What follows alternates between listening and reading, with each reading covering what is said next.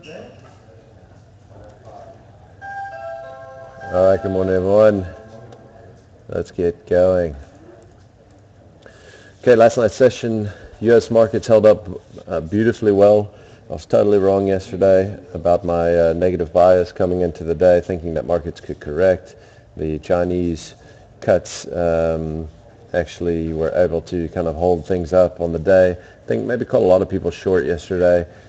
The way that the European markets has sold off into the weekend, the way the S&P sold off into the weekend, a lot of guys probably getting a little bit bearish over the weekend of the Greek story, and whatever else, kind of waiting for that correction. And then yesterday, some of the bullish numbers got things turning. The reason why I'd say maybe caught some people short, simply because the volumes are so light. You could see that there wasn't that much buying interest, and normally to kind of get that real gap up and have it maintained, you need more significant buying out there. Yesterday, the market was able to stay up at those sort of levels, I think, on the back of the fact that some people were short. Not that many people wanting to chase in to buy it, but some people short and having to cover shorts and pay those levels we're able to maintain the prices up there. We continue on the earnings spate in the States. We had Morgan Stanley came out better than expected yesterday. I did read an article yesterday actually saying that earnings season thus far has been a bit of a disappointment. Well, what's been interesting out of that is some of the bigger companies. It seems that the bigger companies have been beating, as a whole, and some of the smaller companies have been missing, which is interesting. And I don't know what that's telling us, but I think it is what it is. We had light sweet crude yesterday, which has finished up again. We've got a real winning streak going on in light sweet crude at the moment. And then we had, the dollar, which was up a little bit on the session against most of the majors. You can see the rand really pushing back out toward the lows of the last 3 or 4 sessions as well. All right, moving on into the Asian markets. Once again, we have the Shanghai Composite and the Hang Seng up. I think yesterday, I shouldn't say once again, they actually finished down yesterday, but after the blip and tightening, margin lending and tightening, and opening up some of the short selling on additional shares there. Had kind of a one-day blip to the downside, and we're right back to moving strongly to the upside in Shanghai and in the Hang Seng. Australia had a nice session overnight. We have BHP and Rio Tinto both up nicely on the day.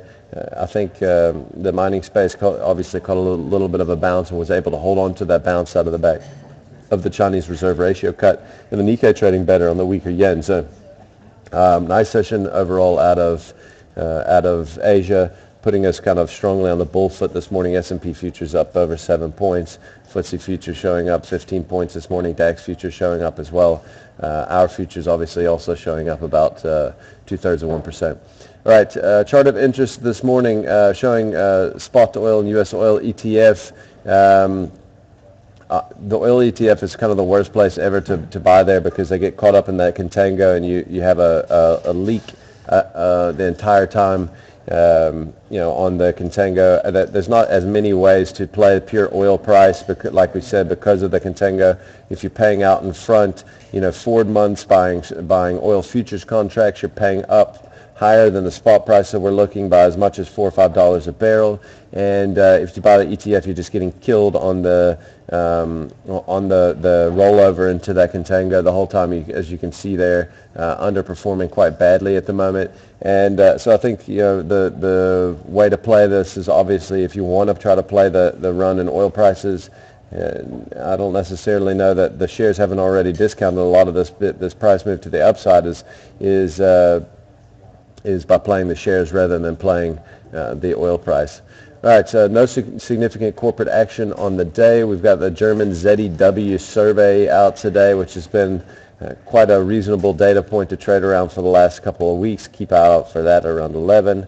Let's get into some maps here. First thing that we're going to have a look at is Mediclinic. Mediclinic, we'll just take this in a little bit further. This is the daily. You can see here around just short of 130 smackers. We've got some resistance, but this is previous all-time highs. Yesterday we closed right at those levels. shaping up beautifully for a breakout here, which would be about a 10 Rand 50 breakout to the upside, putting our target up at $140. If we can get north of 130 today in Mediclinic in the next day or two, I think that we'll get that move. All right, Billiton, also looking at the daily here, we're seeing a little bit of, it hasn't quite broken out, but we're right there to potentially break out of a little narrowing wedge or flag or bull flag, whatever you want to call this in Billy's. But it's starting to, we're pushing nicely against resistance here. I think one way or another we're going to see a move out of this consolidation, and we'll see, we'll have a nice 10, 15 Rand move either way. Okay, this is MTN here. MTN, we showed this a couple sessions ago. 225, really our major level.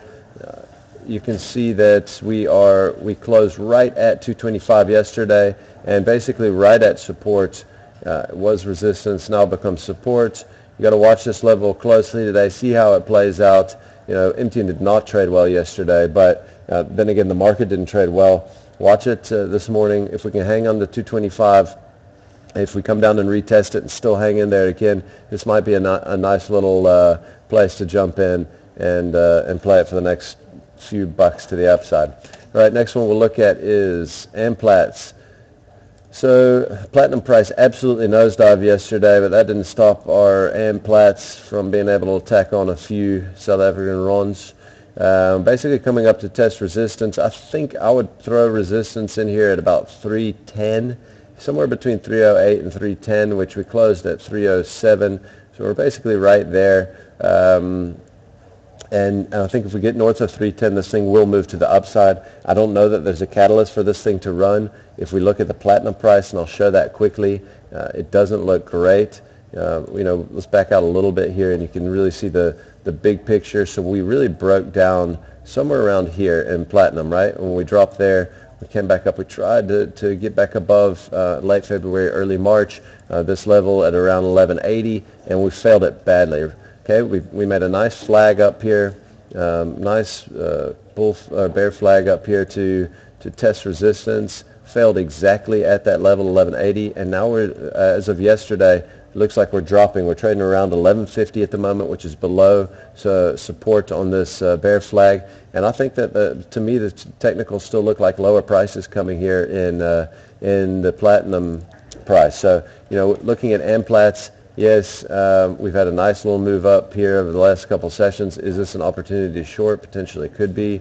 Watch it around this level here at 310 today. If we fail at 310, could be a nice little opportunity to short. And the last one that we're going to look at on the day is ShopRite. So I'm just going to zoom in here a little bit more. We've got this obvious potential setup of a head and shoulder. We would need to drop the neckline for it to really give us any follow through on the head and shoulder here. What we did do is we did drop this 65 level yesterday, only just though by about 40 cents. I think we need a little bit more confirmation. We were nicely below that. We reversed back up toward the support level, so it's not convincing to me that we've gotten below here. I think that you need a little bit more follow through. Obviously, if we drop the neckline here, then I think things are looking shaky, and we could see a real move lower if we get a drop of maybe, call it somewhere around 53 to 55, 153, 155, somewhere in that neighborhood.